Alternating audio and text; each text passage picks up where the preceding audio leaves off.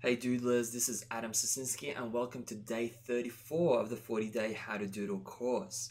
Within this lesson, we're going to take a look at using dividers and separators to kind of create a little space within your visual nodes so that things don't get sort of cramped up all together in one place. Now, the simple way to, I guess, use dividers and separators, we don't need to complicate things. We could just use simple lines or maybe double lines to create a divider. If you want to, for instance, be a little bit more fancy, then you could use circles and lines to separate things. You could also use other sort of lines in between, like this, on patterns, so to speak.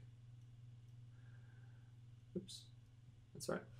Okay, you could use that, and you could use a variety of different types of lines like this. So I guess the main purpose is to have content on this side and then have content on this side, but this topic on this side is different than this topic on this side.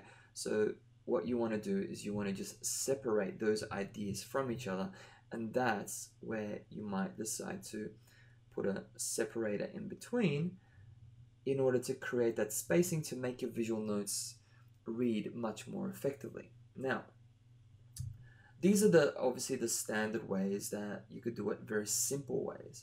You could also think about different themes that you have. So for instance, a Christmas theme, you could have, for instance, bells. You could have bells like this and use bells as a sort of separator. And yeah, we could do double lines here as well. Okay, so bells, oddly shaped bells. There you go, bells. Could use as separator, or you could, if you're talking about an environmental sort of topic and you want to use a separator, you could, for instance, use a twig, and then you could kind of do little leaves coming from here, there, again, leaves there, and that creates separation from the content that exists here to the content that exists there. So it's all about, I guess it's all about just using your imagination and working with that theme that you have for that particular topic that you are summarizing, creating visual notes about, and you can create a whole bunch of different doodles, different separators and dividers. Below you will find some other examples I've given where they're just more advanced sort of separators and dividers, where I've doodled a snake, an elephant trunk, a rope, a giraffe's head, a train. And if you scroll down below even further and you see submissions, what others have submitted, then you have plenty of ideas on what kind of separators you can potentially use for your visual notes.